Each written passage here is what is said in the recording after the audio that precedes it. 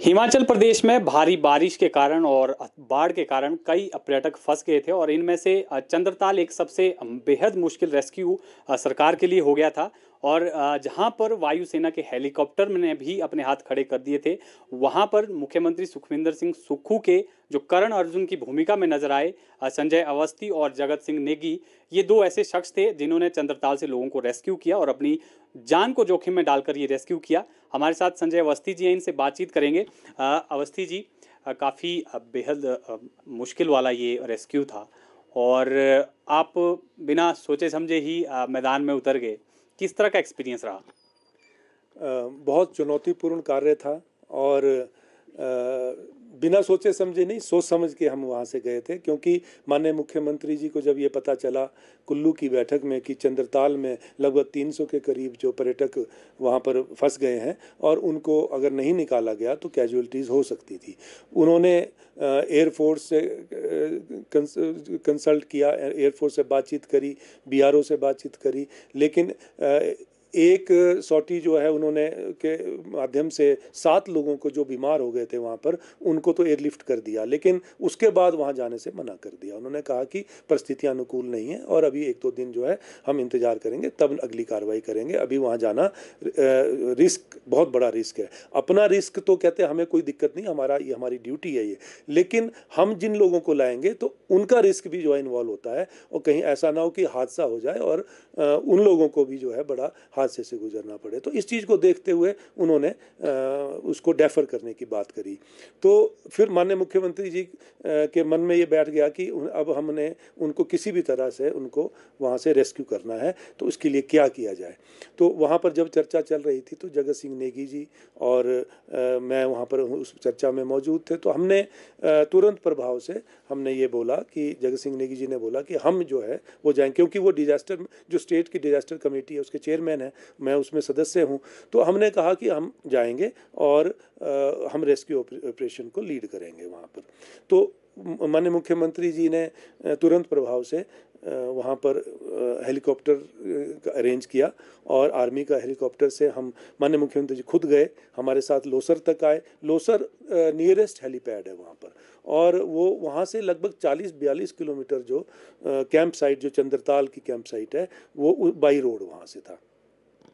तो वहाँ जब हम लोसर पहुँचे, लोसर हम 2 बजे के करीब पहुँचे और माननीय मुख्यमंत्री जी वहाँ स्थानीय लोगों से मिले, उनको हौसला दिया, उनको मोटिवेट किया और उसके बाद वो वापस आ गए और हम अपनी अगली कार्रवाई में शुरू हो गए। हमने वहाँ बैठक ली, रोड मैप तैयार किया, स्थानीय लोगों को सहयोग के लिए आह्वान किया, उन लोगों को, जो युवाओं को इकट्ठा किया, युवाओं के साथ हमने, और जो अगली हमारी तैयारी थी कि जेसीबी मशीन्स हमें चाहिए थी, क्योंकि बर्फ़ काटनी, 4-4 फुट बर्फ़ थी, 15,000 की हाइट थी, -10 टेम्परेचर था। तो उसके लिए जब हमने वहाँ से शुरू किया तो लगभग 22-23 किलोमीटर तक तो रोड आसानी से क्लियर था, लेकिन उसके बाद का जो पैच था, जो 0 पॉइंट है जहाँ से चंद्रताल के लिए रोड बाइफरकेट होता है, वहाँ से लेकर चंद्रताल का जो कैंप साइट था, वो एक बहुत बड़ी चुनौती थी और वहाँ पर कोई रोड दिख नहीं रहा था और सिर्फ बर्फ़ ही बर्फ़ थी। हमने वहाँ से जब अभियान शुरू किया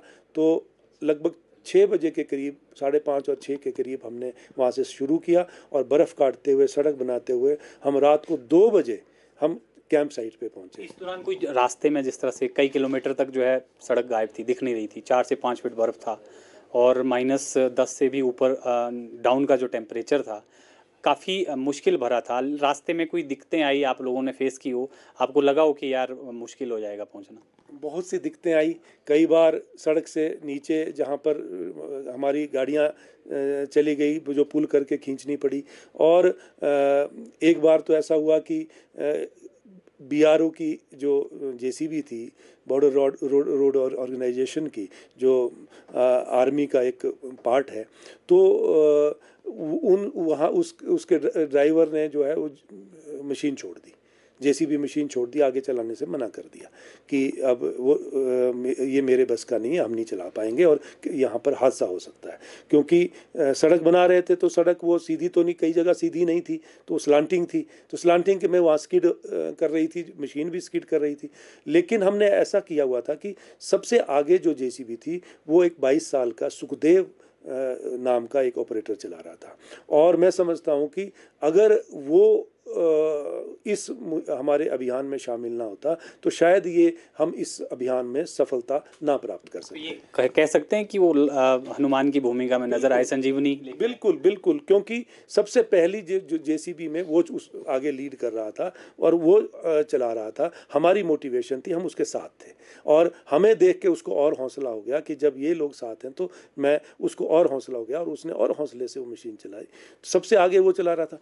उसके बाद हमने लगभग 50 मीटर का गैप डाल के दूसरी मशीन थी और फिर 50 मीटर का गैप डाल के तीसरी मशीन थी। सबसे आगे वो जाता था क्योंकि बर्फ़ बहुत थी, एक बार में एक मशीन से सफाई नहीं हो रही थी। तो वो तो जितनी सफाई वो कर सकता था आगे वो बढ़ता गया, सफाई करता गया। फिर दूसरी मशीन ने करी, फिर तीसरी मशीन ने। जब तीसरी मशीन करती थी तब जाके सरफेस दिखता था। तो इस तरह से फिर उसके बाद हम चल रहे थे साथ साथ। तो जब दूसरी मशीन बीआरओ की थी तो बीआरओ ने वहाँ पर बीआरओ का जो ऑपरेटर था वो मशीन छोड़ के चले गया और उसने हाथ खड़े कर दिए कि अब मेरे बस की नहीं है। तो उस समय हमें लगा कि हम, क्योंकि और उस वहाँ से उस स्थान से जो गंतव्य स्थान था, जो कैंप साइट थी, लगभग 7 या 8 किलोमीटर अभी और था। तो रात का 11 बजे का टाइम था। हम ना आगे के रहे ना पीछे के रहे। अब हम इसको कैसे क्या करें। लेकिन उस जो युवा का जो जज्बा था, हमने उससे बात की कि तुम इसको यहाँ से निकाल पाओगे। तो उसने कहा कि मैं निकाल दूंगा इसको। उस लड़के ने, उस युवा ने, 22 साल का जो वो ऑपरेटर था, पंजाब से का था, वो किसी प्राइवेट कंपनी का ऑपरेटर था, उसने वो मशीन चलाई और वो जो 100 मीटर का जो एक डेंजरस पैच था जिसको देखकर वो बीआरओ का जो ट्रेंड ऑपरेटर वो भी डर गया, उसने, उस लड़के ने जो है वो वहाँ से वो मशीन निकाली और आगे जहाँ जहाँ भी जैसे कोई दिक्कत आती थी तो वो मशीन, बाकी मशीन भी वो चलाता था जहाँ उसके ड्राइवर छोड़ देते। तो ये एक बहुत बड़ी बात ही, ये घटना जो है मैं समझता हूँ कि हमेशा हमें याद रहेगी। और उस अगर वो युवा जो है इस हमारे ऑपरेशन में शामिल ना होता तो शायद हम इसमें सफलता हासिल ना कर पाते। तो मैं ये ज़रूर उसको मेंशन करना चाहूँगा और उसको अप्रिशिएट करना चाहूँगा। कितने बजे आप जब कैंप में पहुँचे, क्या टाइम था और किस तरह की खुशी आप लोगों को देखकर, जो वहाँ पर पर्यटक फंसे हुए थे, उनके चेहरे पे आपको दिखी? जब हम कैंप साइट पे पहुंचे तो रात के 2 बज चुके थे और 2 बजे थे और वहाँ पर जो पर्यटक थे वो हमारी लाइट्स देख के, दूर से लाइट्स दिख रही थी उनको कि आ रहे हैं, तो वो जागे हुए थे। और सबसे पहले तो माननीय मुख्यमंत्री जी से हमने बात करी और माननीय मुख्यमंत्री जी ने भी चैन की सांस ली। वो जागे हुए थे, वो वेट कर रहे थे हमारा कि वो कब वहाँ पहुँचे और मेरी बात हो। तो 2 बजे रात को उनसे बात हुई और उसके बाद पर्यटकों के चेहरे पे जो खुशी हमने देखी और भावुक भी हो गए थे वो, हम भी भावुक हो गए थे, बहुत से पर्यटक रोने लगे। और लेकिन जब हमने उनके चेहरे पे खुशी के आंसू देखे तो हमारी थकान भी उतर गई। हमें लगा ही नहीं कि हमने इतना बड़ा और इतना चुनौतीपूर्ण काम जो है उसको हमने सफलता का अंजाम दिया है। तो हम वहाँ से, हमारी थकान उतर गई और उसके बाद हमने सुबह की तैयारी करी, क्योंकि रात को वापस लाना उनको खतरे से खाली नहीं था। और हमने ये तय किया कि हम सुबह जो है यहाँ से वापसी की यात्रा शुरू करेंगे। और सुबह हमने जो 7 बजे से जो वापसी का अभियान शुरू किया, तो वापसी में शुरू में 100 मीटर में एक हादसा हो गया कि जिप्सी, जो सरकारी जिप्सी थी जिसमें 5 महिला पर्यटक थी जो महाराष्ट्र गुजरात की थी, उनको कैरी करके ला रहे थे, तो वो स्किड कर गई और वो लटक गई हवा में, 2 टायर नीचे चले गए। तो उसको भी हमने फिर टोचन करके जेसीबी से फ्रंट से और पीछे हमारी जो गाड़ी थी उससे और पत्थर चट्टान से सेंटर से, और उसको उसको लिफ्ट किया, जेसीबी से लिफ्ट किया और फिर हम आगे चले। आगे आगे कठिनाइयाँ आती गई, लेकिन हमारा लक्ष्य बड़ा था तो कठिनाइयाँ जो है उनको हम सहते हुए और उनको पार करते हुए हम आगे 4 बजे लोसर पहुँचे।